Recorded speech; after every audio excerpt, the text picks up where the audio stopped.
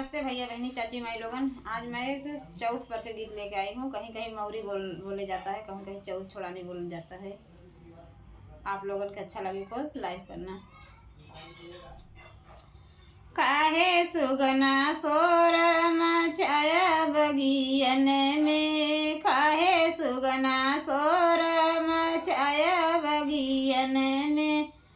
जब सुगना तोहरे भूखा लग तू है, जब सुगना तोहरे भूखा लग तू है। बनला जेवनवा भेजाऊ बगियन में, बनला जेवनवा भेजाऊ बगियन में। काहे सुगना सोर मचाया बगियन में, काहे सुगना सोर मचाया बगियन में।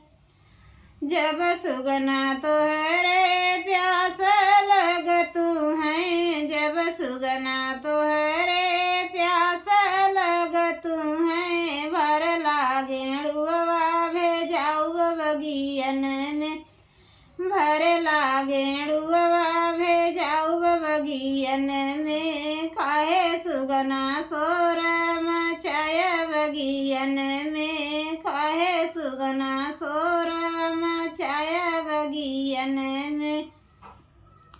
जब सुगना तोहरे अमला लग तू है, जब सुगना तोहरे अमला लग तू है। जोड़ा बीरवना भेजाऊ बगियन में, जोड़ा बीरवना भेजाऊ बगियन में। काहे सुगना सोर मचाया बगियन में, काहे सुगना सोर मचाया बगियन में। जब सुगना तोहरे नींद लग तू है, जब सुगना तोहरे नींद लग तू है।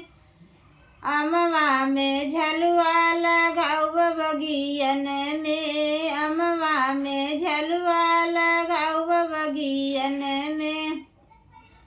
काहे सुगना सोर मचाया बगियन में, काहे सुगना सोर मचाया बगियन